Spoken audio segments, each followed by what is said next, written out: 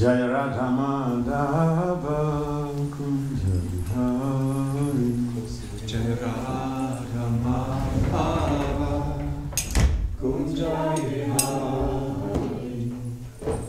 Gopi Jana Vallabha Giridhara. Gopi Jana Vallabha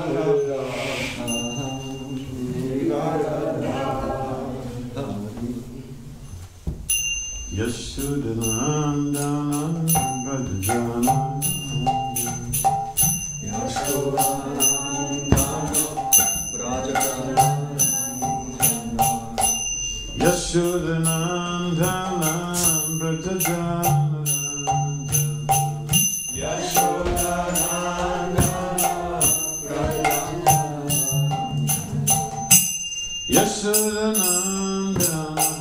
Brajajana.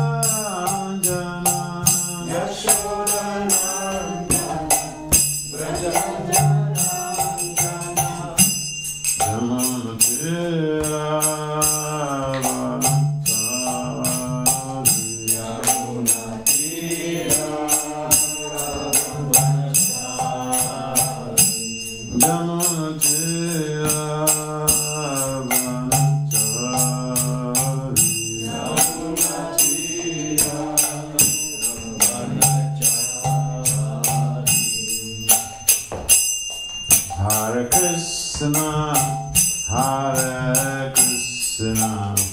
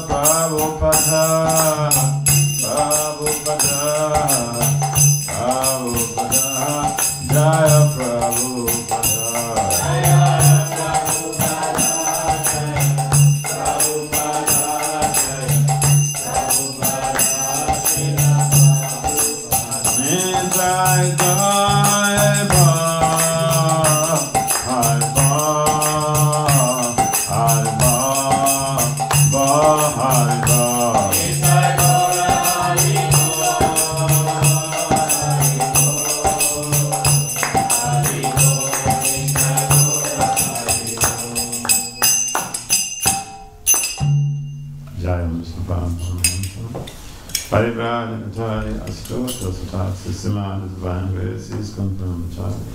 Srila Abhacharya Bhakti Vedanta Swami Maharaja ki Jai. Jayam Vishnupad Paramahansa Parivrajacharya.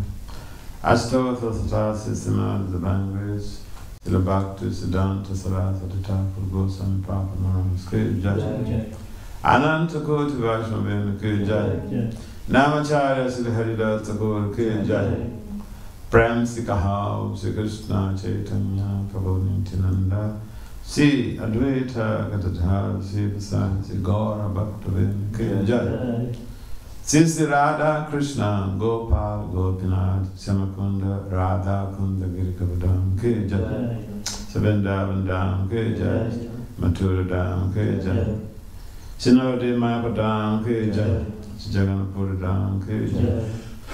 Ganga Maya Yamuna Maya ki Jai. Srimati Tulsi Devi Bhakti Devi ki Jai. Samaveda Bhakti Devi ki Jai. Nitai Gaur Pari. All glories to the summer devotees. All glories to the summer devotees. All glories to the summer devotees. All glories to Sita Gaur and Gaur.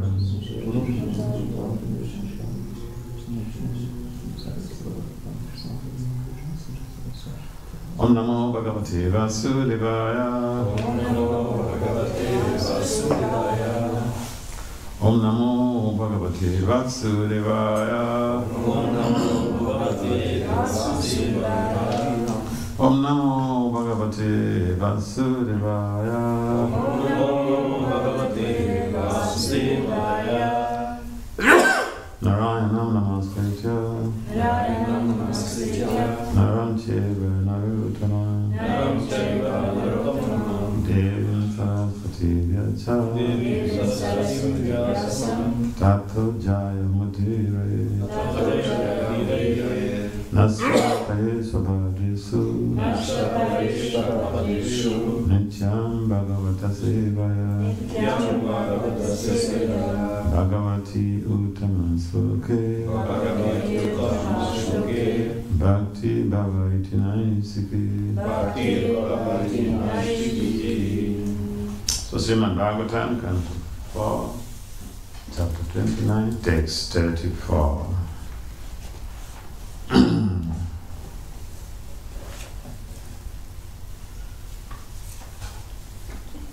Nikanta Pratikara.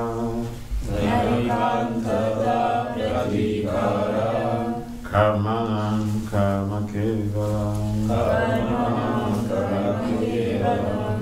Vayam Yavidhyopasritam. Vayam Yavidhyopasritam. Swapni Swapna Ivanaga. Swapne Swapna Ivanaga.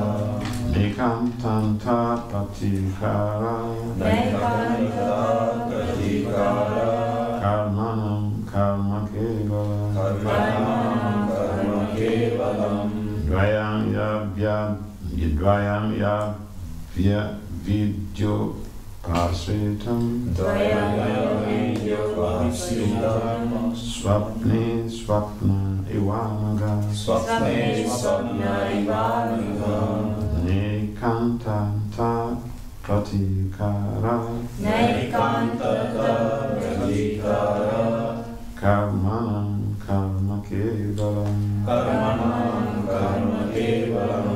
Dvayam Ya Vidya Pasritam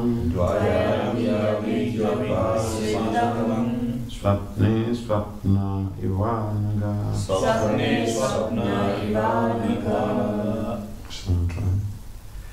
Naikantata Pratikara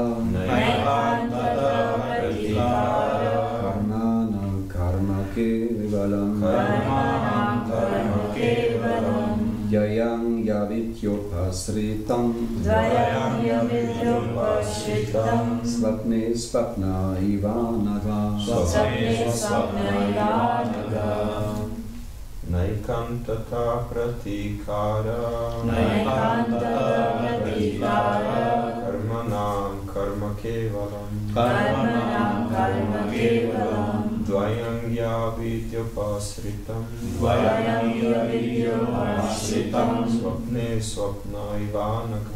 Swapne Swapna Ivanaga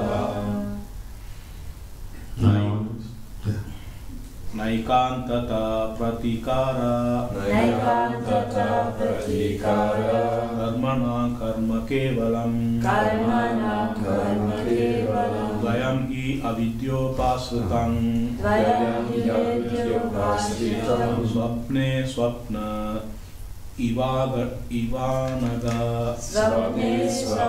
Ivanaga Mataji's.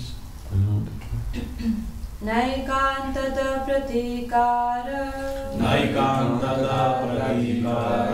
Karmanam Karma Kevalam Dvayam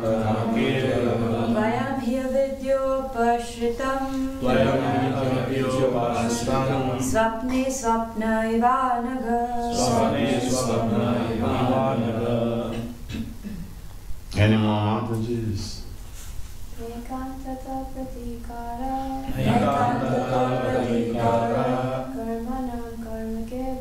Karmanam Karma Kevalam Dvayam Yavidyopasritam Swapne Swapna Ivanaga. So, word for word translation and purport by His Divine Grace, ISKCON Maharaja, Srila A.C. Bhakti Swami Prabhupada Ki Jai, Srila Prabhupada Ki Jai. Na, never. Ekantataha, ultimately. Pratikaraha, contraction. Karmanam, of different activities. Karma, another activity. Kevalam, only. Dvayam, both. He, because. Avidya, due to illusion. Upasritam, accepted. Swapne, in a dream. Swapnaha, a dream. You are like. Anaga, O you who are free from sinful activities. Translation. Now to continue.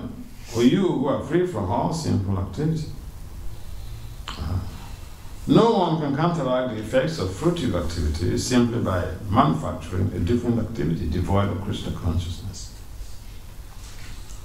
All such activity is due to our ignorance. When we have a troublesome dream, we cannot relieve it with a troublesome hallucination. One can counteract a dream only by awaking. Similarly, our material existence is due to our ignorance and illusion. Unless we awaken to Krishna consciousness, we cannot be relieved of such dreams. For the ultimate solution to all solutions, we must awaken to Krishna consciousness.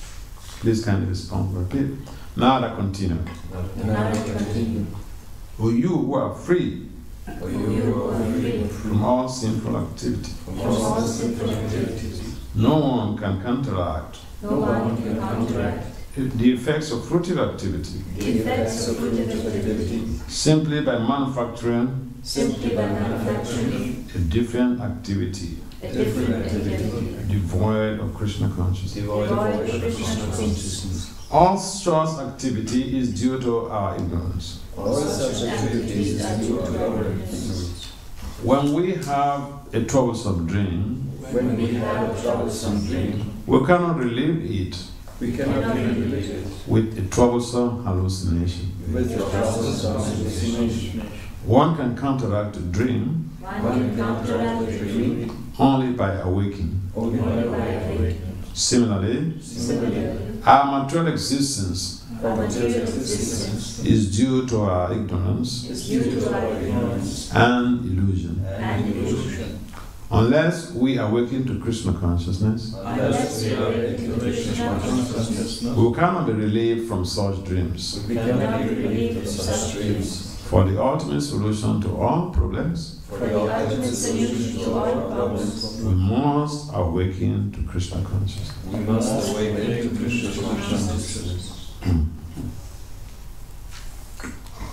Purport. There are two kinds of activity, or there are two kinds of fruitive activity. We can place the burden on our head, or we can place it on the shoulder. Actually, keeping the burden on either place is the same. The transfer, however, is taking place under the name of counteraction. In this connection, Prahlad Maharaj said that fools and rascals in the material world plan so gorgeously for bodily comfort without knowing that such arrangements, even if successful, are only Maya. People are working hard day and night for the illusory happiness of the body. This is not the way to achieve happiness. One has to get out from this material entanglement and return home back to God. That is real happiness. The Vedas therefore enjoin, quote, don't remain in the darkness of this material world, go in the light of the spiritual world, unquote. To counteract the distress of this material body, one has to take on another distress condition. Both situations are only illusion. There is no gain in taking on one trouble to counteract another trouble. The conclusion is that one cannot be perpetually happy as long as one exists in this material world. The only remedy is to get out of this material world altogether and return home, back to God.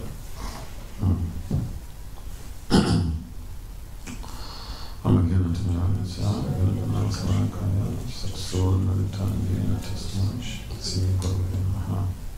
so Chaitanya Visitam, Stapitam, Yenabhutale, Swayam Rupam Kodana, Dadata Padantikam. Vandi Sri Krishna Chaitanya, Vichanam Sabhodita, Kududaya Puspavantu, Chita Chantunam. Jaya Sri Krishna Chaitanya, Prabhupada, Sri Advaita, Gadadhara, Sri Sadi, Salova Bhakti. Hare Krishna, Krishna Krishna, Hare Hare, Hare Rama, Hare Rama, Hare Hare. Anchakapatari Vracha, Kripasandhya, So thank you very much for coming to participate in Bhagavatam. In the Bhagavatam class, and the very Bhagavatam says, Nasa Payesu Abadi Su Nitya Bhagavata Seva. We have all these contaminations right from right from birth. You have all these layers of contamination, illusory thought patterns, horrible samskaras we are born with.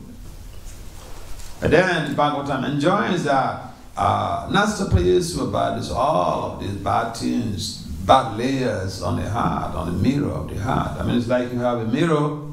Mirror is dusty. You can't really see your image in the mirror. If it's dusty, you need to clean it. The Bhagavatam, discussing the Bhagavatam, hearing the Bhagavatam, this is the sure remedy to mitigate, to cleanse the dusty mirror of our hearts. And by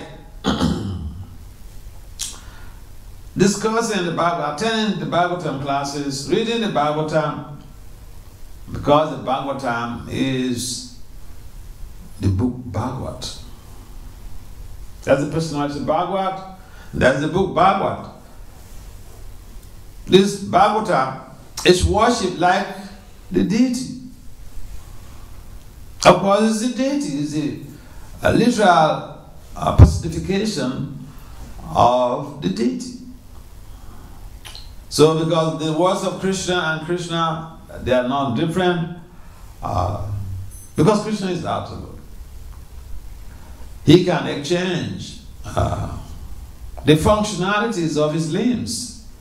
We use our eyes to see, but Krishna can use his eyes to eat. And so Krishna uses his eyes to eat, and then somebody says, oh, the boga is still there. Has he eaten? Yes, he has eaten. Because his limbs, the functions of the limbs are interchangeable. That makes him absolute. So, in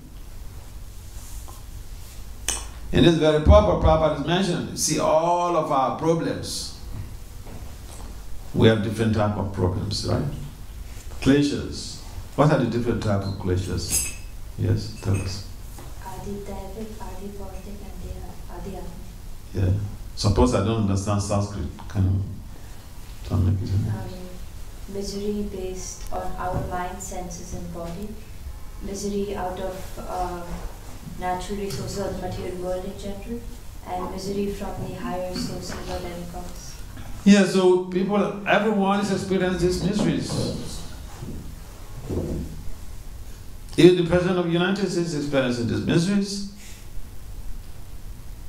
The Director for International Monetary Fund is experiencing these miseries. Everyone in this universe has experienced these miseries. But people don't seem to understand the way to get out from this misery. So we generate different type of technological strategies to counteract the miseries. But, we can create technology, we can use technology to counteract the miseries. You see, the technology, they're very, very advanced. We can fly in the air. We can stay in the bed of the sea for months. We can, take this position, the situation of a fish to stay in the water for many months. This is technology. But what technology has not bestowed on us is how to counteract, how to deal with the miseries of material existence. Miseries caused by it. See, when, I don't know what the situation here, but sometimes in America it really used to snow heavily. I remember, first time I came to America for a conference. So, I want to meet my Guru Maharaja. And the first thing they told me, welcome to the hellish planet. Yeah, that's what it was. Yeah, because, when during the winter, I remember one time I wanted to go to a conference at Alaska, and it was the winter. And, the temple commander, vice president, he's a retired a nuclear chemistry professor. And so he told me, Vasudev, if you want to leave, please don't go to this conference. This is a very bad period for Alaska. So, yeah, we adjust ourselves. We are highly adjustable to the sufferings of material existence. The sufferings of material existence. But in most cases, we don't seem to investigate, to make inquiries about how can I end these sufferings once and for all? How can I end this suffering once and for all? Every day we are seeing people dying. That people don't care how to ask. But how can I deal with this situation? How can I live forever? No, we don't care. People don't care. So, because we have experienced other people suffering, and so we just think it's normal to suffer. But this is due to the fact that we have been conditioned. So we don't seem to take cognizance of the fact that there is an ultimate solution to these problems. So in the purport here, Prabhupada is mentioned the only solution to all of our problems, all of our challenges, whether it is problems that are caused by the mind and our senses. And the mind and our senses, they are like, endogenous enemies. Enemies living within you. How do you deal with that? If the enemy is trying to evade from another place, you can prepare yourself and wage war against the enemy. But the enemy is right within you. How do you deal with it? So our problems are complicated because the very problems we try to deal with are in most cases caused by situations that are completely beyond our control. Beyond our control. So if something is beyond our control, do we just say, well, I just align with it because it's completely beyond my control? But yet, there is a strategy that we can also adopt, and that strategy is surrendering unto Krishna, who takes care of situations and help us to burn all of these sinful reactions.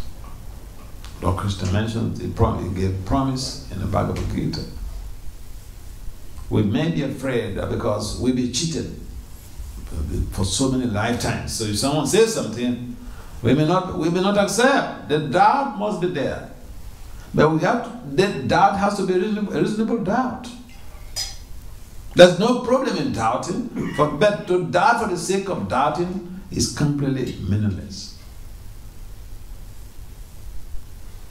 So, Krishna is giving us an option, and the conditioned soul, the intelligent conditioned soul takes to that option. The option of serving Lord Krishna, becoming purified, and to become extricated from all of these entanglements, never to come back to this prison of material existence. And so humanity is passing through this real challenge of life. But the challenge of our existence is because of our ignorance. And even we have the understanding that yes, we have to take to devotional service, we have to serve Krishna so that we become purified and never to come back to this material world again. Sometimes, again, we have all of these oppositions. And so, our situation is pathetic. We may see something has happened to somebody, and still it's so difficult for the conditioned soul to learn from it. Pashyana pina pashyati, even after seeing, after hearing. So, we have a problem.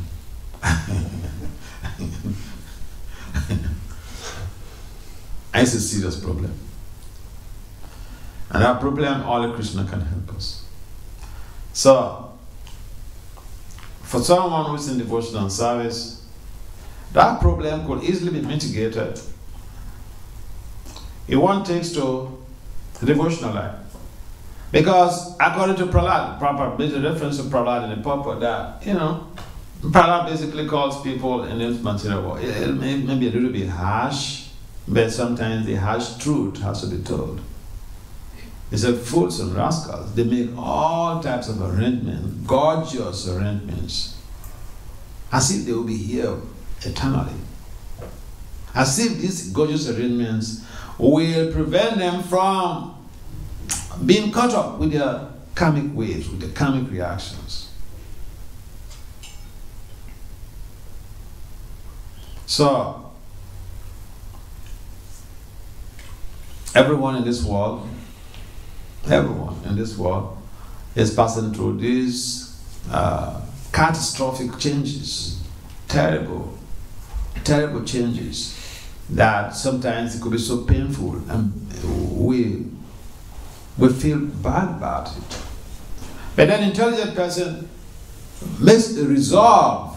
Intelligent person becomes resolute in their effort, in their determination to take to Krishna consciousness, and yet there might be challenges even in Krishna consciousness. But just like if you're on an airplane, sometimes it cruises through turbulence areas, and so the pilot puts on the sign for call your seatbelts.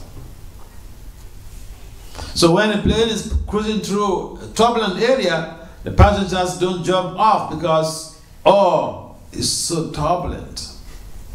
No, that's not the recommendation. They buckle their seatbelts. So we are in the proper place, but we'll pass through, all of us, we'll pass through some turbulent situations. I remember when I just joined, so I had one of these senior devotees, my friend. So I think I was discussing some things with him, and I used to be like putting my questions in a challenging way about suffering. I mean, why devotees have to suffer and all those things. And he quietly told me, Vasudeva, see, you should pray for your problems to come now. Because whether they come now or not, you will have problems. Everybody will face some challenges. Yeah, I've seen that even in my own life. I remember some of the challenges I faced even as an administrator in ISKCON. If I was not die-hearted, I could just carry my bag one day and then run away. Oh yeah. Imagine in the dead of night, you have security agents, police, they come to, get you arrested on behalf for the society. There's some allegations against the society, and then see, I came from a background where I know how horrible it is to get involved in any case, whether civil or criminal, to get involved with police, judge, because somebody may even do the wrong thing and he's going to be freed in the court because there is some contradiction in evidence that is being proffered. So I hated it. I hated anything that has to do with the police. But you know what? When I became a temple president, it's all of these police problems that always came up. So I thought, well, these are the things I hate most in my life, and this is what I'm seeing. I came here to do the Bhakti Yoga, but what I'm seeing is a little bit different. So we will face some challenges. But if we take shelter of Krishna, take shelter of Prabhupada, take shelter of our spiritual masters. And then we can have a sense of direction on how to properly channel our energies to become fully engaged in Krishna consciousness and allow Krishna to be the captain of our boat. When you're in a boat, you don't really do anything. It's the captain who does the work. So Krishna consciousness is also like someone who is in a boat. The spiritual master, is the captain. He takes us without any difficulties. The problem is, how well are we aligned with our spiritual master? So it's important that the process is real, it's very legitimate, it's very practical. But the procedural methodologies are there, and sometimes the methodologies, if you are conducting a research and you neglect any aspects of the methodology, you're bound to get a wrong result. Wrong result. And so our system is full of, sometimes people say, oh, there are too many rules. Too many rules. I met one lady in Calcutta, in a temple where I used to stay when I go to Calcutta. And this lady, she was married to one guy, one handsome, beautiful, tall guy, like from France. This lady, she's also very beautiful. She's from Calcutta. So when the devotees came to call me to go and speak to this guest, so I just thought, come on, we are also preachers. You have guests. Why don't you speak with them? But I thought, well, they want me to talk, so let me go. So when I spoke with this couple, the lady told me, initially she wanted to take initiation from ISKCON. She said she's initiated by some guru in their community. And that initiation, after taking initiation, I said, what are the norms? What is your commitment to your guru and to your system? She is meat, everything else. But she said she's initiated. I said, why? See, you're from Calcutta. This is Bengal, is the land of Lord Chaitanya Mahaprabhu. Don't you think that you have a commitment just to be born on this land? He said, I wanted to take initiation from ISKCON, but the rules are too much.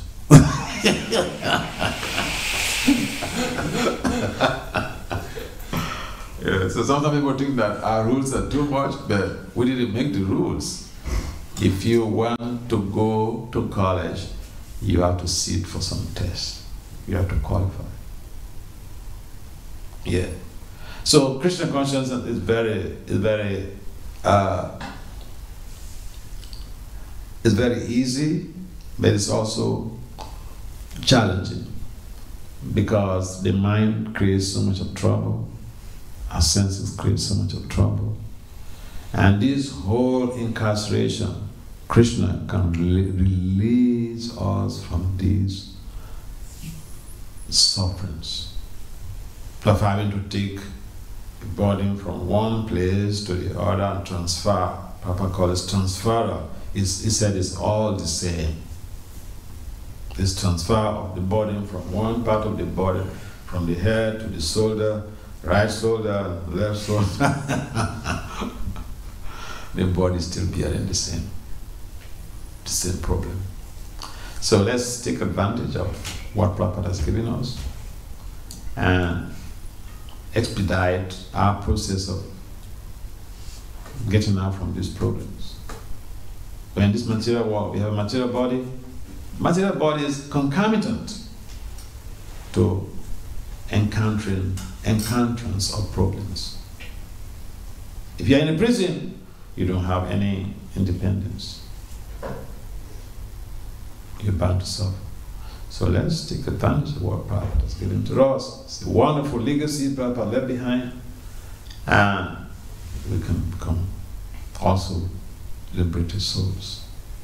In this very lifetime. Not next life. In this very lifetime. Yeah. All right.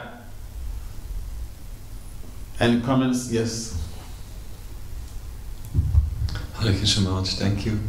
Actually, I can ask a question which is in my mind for a long time, so I'm very hopeful you can shed some light. Okay. We spoke about the threefold miseries, and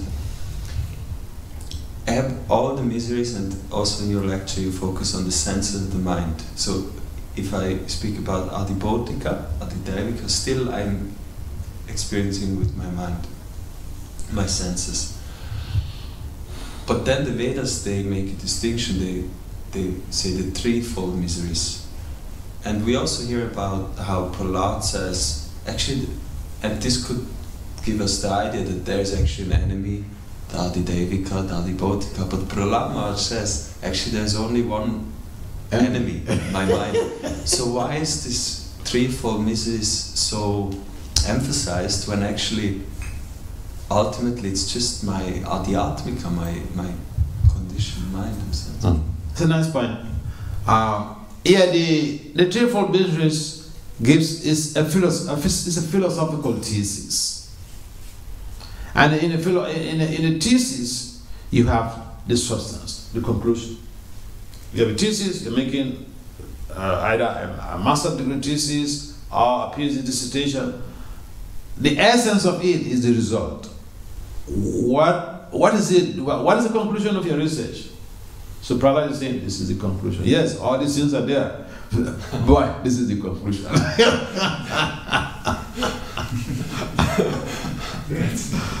Yeah. The other things you're talking about is part of the dissertation. It gives it a volume. People get impression. Wow, that's a real research that was conducted here. But what is the conclusion? That is the essence. So, the mind is our greatest enemy in our conditioned state. Mind and the senses. See, it so happens that every aspect of our teaching has a scientific connotation. This very principle of mind and senses, in other words, self-control, is a major theory in criminology. It's called the general theory of crime. The general theory of crime stipulates that all crimes and antisocial behavior is due to low self-control, which boils down to Washa Wegam, Manasa Kloda Wegam, Jiva Wegam, Modara Pasta Wegam, Etam Wegam, Yo, Vista Hisadira, Sarva, Abhima, Pritivim Sasashit. See, my study of management science has made me to appreciate Krishna consciousness more, because most of the theories in management science, they are fundamentally Krishna consciousness principles. Yeah. Okay, I'll give you another example.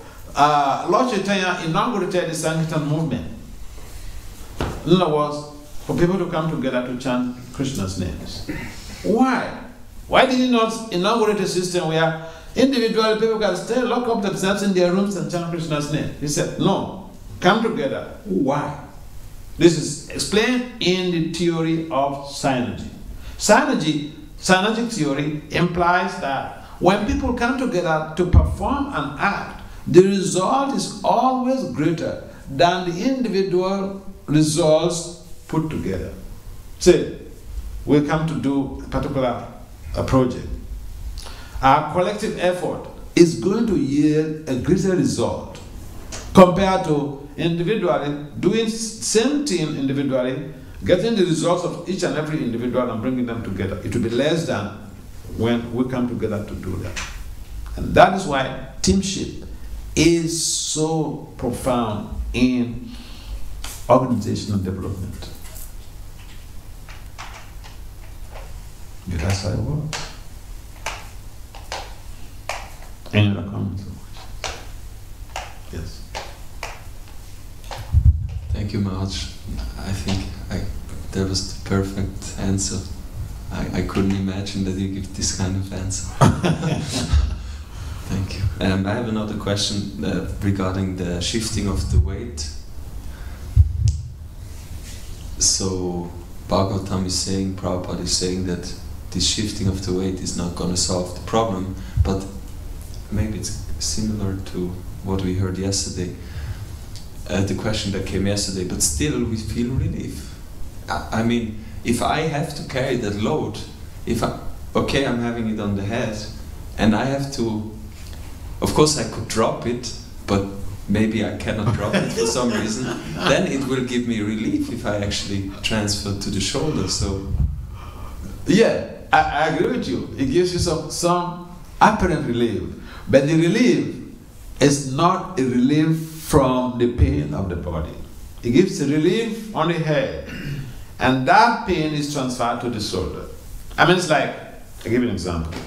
There are some diseases, okay? Disease, it comes, the pain, the virus moves around in your body. So it pains in your knee. The next 1 hour, it moves to your back. Your knee is relieved. Your knee is relieved.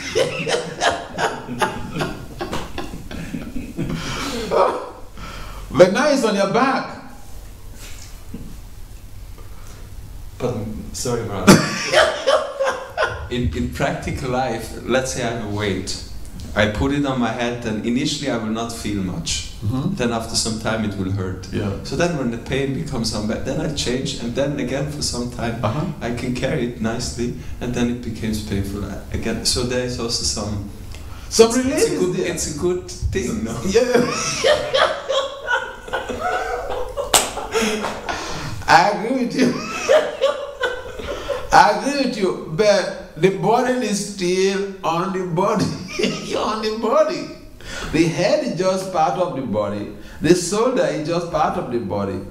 But when you put it at your back, it's just part of the body. The body is still bearing the weight of the problem. That is what Prabhupada meant. That yes, you get some relief from the head, but then you put it on the shoulder. After some time, you're still feeling hot on the shoulder. You want to transfer it to another place. The pain is just being transferred from one part of the body to the other. You understand? It's just the pain is being transferred. Just like I gave the example of some pains in the knee, and then it leaves, knees relief, it goes to your back. Some nervous, neurological problems are also like that. And it pains you here, and then it leaves that place, it comes to pain you in another place. You feel relief from that place, but then the pain is really taunting in another part of your body. So it's the same body you have, and you're going to feel the pain. It might be relief from one part, but then you're feeling the pain in another part. That body will still feel the pain. In fact, that body is still feeling the pain. That's what Prabhupada meant. The body is not free from the pain. It just transfers from one part of the body to another. Does it make sense? And then, so can we then conclude that, okay, making these adjustments will not solve the problem, but sometimes we have to make adjustments in order to accommodate our... Yeah, we make adjustments, like this transfer of the body. Yeah, we don't say don't make the adjustment, but the adjustments don't really solve the problem. The ultimate, don't give us ultimate solution to the problem. So Prabhupada is saying, ultimate solution is to get out from the prison.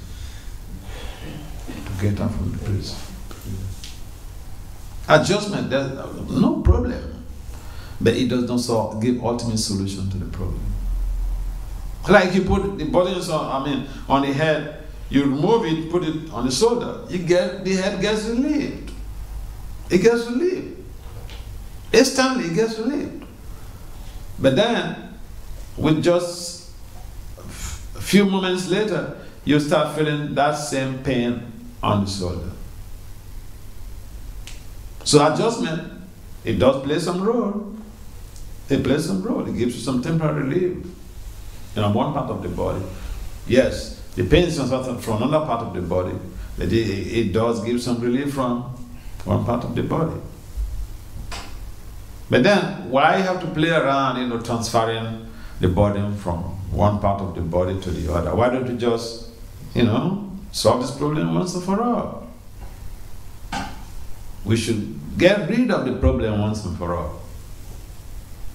That's the emphasis Prabhupada is giving. And Nada is not adhering to Nada's instructions. He said we can't really become free from the problems devoid of Krishna consciousness. So Nada emphasized why we need to cultivate bhakti. We get free from all of these problems. Apart from maintaining Krishna prema, we get free. Even materially, we get free from these problems. Yep.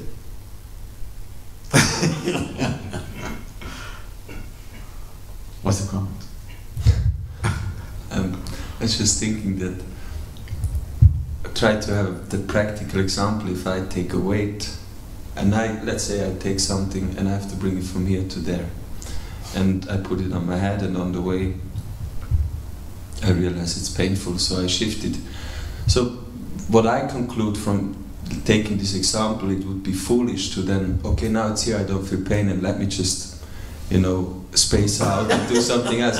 No, I should remember, okay, but let's bring the weight, the thing, as soon as possible there, so I can actually finally drop it. But sometimes we have to make the adjustment. It's just that not to lose the focus. I agree with you.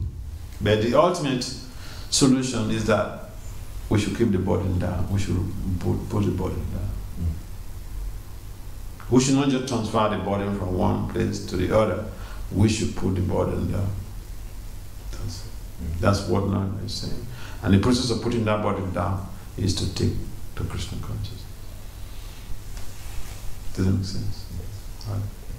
I think it's time now. You want to ask a question? Yes. Maharaja, I wanted to share something, and I also had a question. Okay. So, because today you mentioned about this aspect of the boat. Of what? Of the boat. Boat. How this practice of bhakti is like a boat, Uh-huh. and we have to stay in it. And this morning I was listening to a lecture of His Holiness Bhakti Maharaj, and he described... Are you a disciple of Bhakti Maharaj? Okay. And he described a very nice analogy which made me feel very hopeful, and I thought it might be nice to share it. That when the coconut is on the tree, and as soon as it starts, it separates from the tree, the shell and the inside, they begin to separate. So the very fact that sometimes we may feel that we are not getting purified, but the very fact that we've started the process of bhakti, that separation of the shell and the inside is happening. So I found that very... sure. Yeah, so we have to just stay in it. Uh-huh. That was the point. So Right. I found that quite resonating with what you said, just stay in the boat. Yeah. So thank you. Thank you. And my question was that, because yesterday you were speaking about this very, to develop this strong will to overcome the weakness of the heart, and I was introspecting on this aspect a little bit. And then I analyzed a little bit of my personality, and I was thinking of how as persons who have so many layers of conditioning, we have certain tendencies, and also certain way of doing things, certain unnecessary material desires also. But at the same time, we know that simplicity is very important in Krishna consciousness. And then I was thinking that, like you said, this is the lifetime where we have to become Krishna conscious and go back to Godhead. And then when I study myself and I know that the simplicity is not there, and at the same time I can feel I'm not able to rid myself of the material conditioning that I have. So how should I then lean more towards simplicity and make progress? Yeah. And this is very intriguing, very stimulating question. Because, see, the first thing that any individual could do is to make self-analysis. if you engage in self-analysis, self-diagnosis, and you're able to figure out your problem, your challenge, one major problem has already been solved. Now, if you don't know the problem that you have, that is really terrible. So, here you are, you made some analysis, diagnosis, and you feel, well, this, I need to adjust here, I need improvement in this area. This is very, very important for everyone. So, you're giving yourself self-feedback. And so, what you do is to put more effort in the area that you feel you're weak, that you feel there's a need for improvement, so that you can accelerate in that area. And essentially, talking about, sometimes we misconstrue the very concept of material desire. Sometimes we even feel that devotee should not do anything. I met one young devotee, and he was telling me about what he felt about Krishna consciousness when he encountered when he encountered Krishna consciousness. He was in college, one of the toppest students in his class, 100 level, first year in college. And so he became so much attracted to Krishna consciousness, he dropped his studies. He dropped his studies and moved into the temple. And so, but right now he's not finding it easy. I'll tell you why. He has a desire to go to do college preaching, and the devotee in charge of that area, he said, no, you don't have a degree, you cannot go there.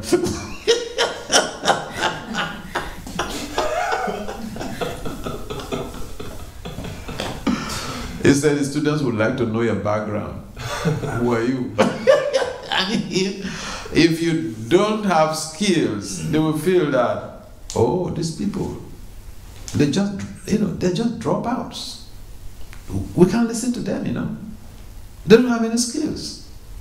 So the person in charge of that department, college preaching department, he said, Prabhu, no.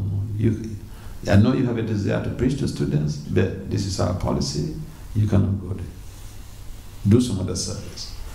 So here is a typical case where someone feels what he was doing was a material desire.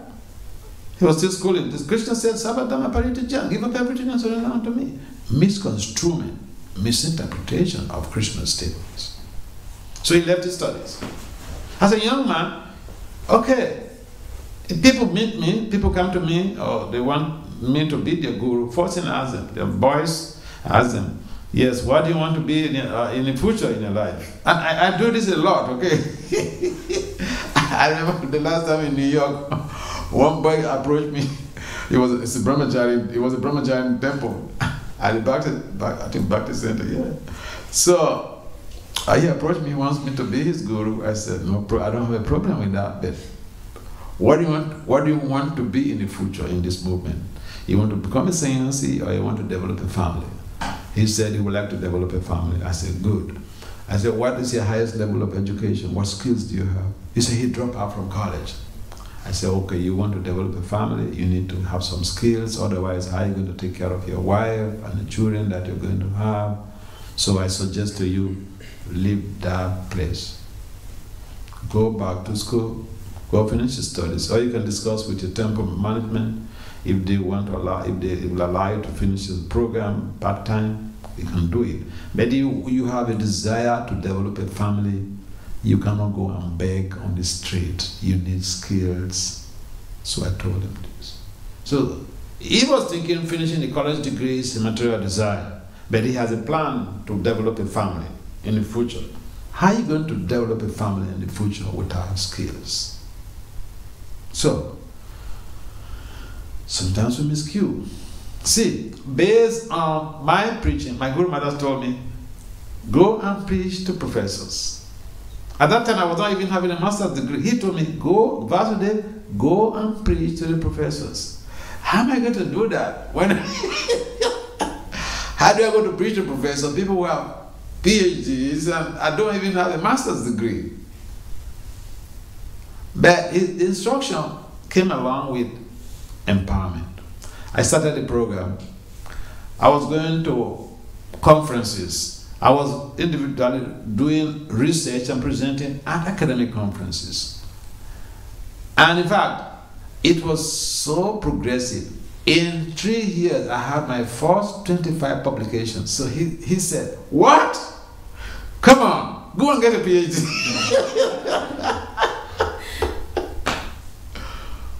Yeah, so we have to liaise with our spiritual master to know what is best for us. If independently I was on my own, see, I have a father who was in school, was an educator, and from my high school days, my father used to write me, I wanted to go get a PhD. I didn't know what the guy was talking about. I didn't know about what he was talking about because I was just a high school student. So when I left and became a devotee, I thought, oh, I'm relieved from this man's trouble, you know. But in devotional service again, my services brought those things again back to me. To give Guru Maharaj gave me instruction. Because you have excelled in this area of preaching, you have done more than even what the PhDs are, but you need to have the paperwork so that they don't discriminate against you in the future. So ordinarily speaking, as a brahmachari, I would think, come on, this is material desire. But the Guru, he sees your skills, your inclinations, your potentials, and engages you accordingly. A real, authentic Guru is a perfect talent manager. We have what we call talent management in the field of management science. The talent manager engages people according to their potentials, according to their inclinations. So if you have some potentials, your mentor, your Siksha or Diksha Guru should be able to, analyze situations and, advise you accordingly. So that people don't start thinking, oh, this is material desire, or this is not material desire, or I just have to sit back and not do anything, or something like that. So aligning yourself with the instructions of your Siksha Guru or your Diksha Guru is so important. I met one lady in London. So she's in aquarial science. It's a very difficult area. But, she left, became married, she got 3 kids. And now, she's not been chanting for a long time. Or chanting maybe 10 rounds or 8 rounds or so. So we met and I told her, look, you're thinking that you don't have the time. But if you analyze how you use your 24 hours, you'll find that you have a chunk of time that you cannot account for. I didn't tell her to go back to chant 16 rounds. No. We just spoke and I just gave her ideas about where the gap in her life. Having children, well, already 4 years, 6 years, 8 years, come on. You can't say your children are inhibiting you from practicing Krishna consciousness. So sometimes we need some proper guidance so that our mind don't deceive us. That, this is not required, or this is what I need to do. We need some guidance. The guidance helps to save a lot. Because when you do have guidance, especially for someone whose spiritual master is on the planet, you align with the spiritual master and you get directives on how to channel your energies. Because the spiritual master is supposed to be a perfect talent manager. Prabhupada, we see that in Prabhupada's life. When Sadhuputta, one of our scientists, late scientists, when he joined the movement, so he was in Atlanta, Georgia, in America, at a temple. So Prabhupada went to that temple, and he asked the president, this scientist, is he here? President said, yes. What is his engagement here?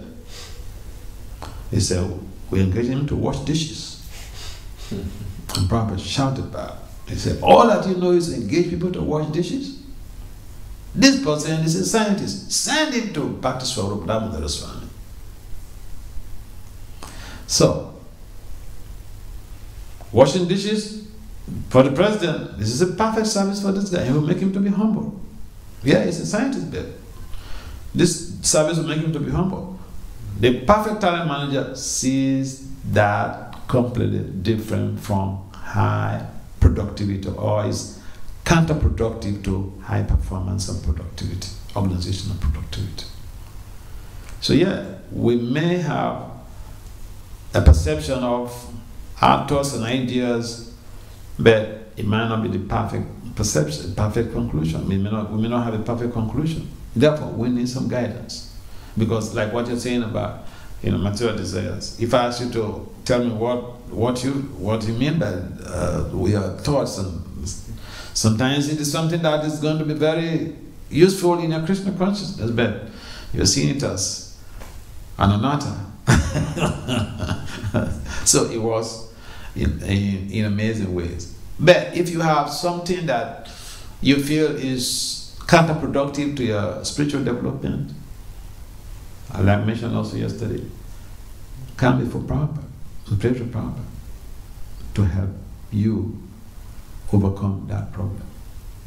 It might look for us like a motive, but that is Prabhupada himself there. When I was younger at Brahmachari in New Jersey, they have a proper muti and Bhaktisiddhanta muti on the altar, small ones. I had a surgery, retina surgery, and then I was not going to the altar for that period. So one time I was chanting like all through the night. I was feeling, I'm going to go to this surgery, I may lose my eye. I mean, just have only one eye afterwards. So I didn't sleep the whole night. I was chanting. But I was chanting for, protection from Prabhupada. But you know what happened? In the night, I was sleeping and Prabhupada came to me in the dream. That muti on the altar, that small muti, he came to me in a dream. And then he took the form of Prabhupada, real adult form of Prabhupada. And you know what he said? Talking about mutis, when we have mutis in our temple and we don't take care of them. He said, you see, they just put me on that altar there and they're not taking care of me. Then I woke up from the dream.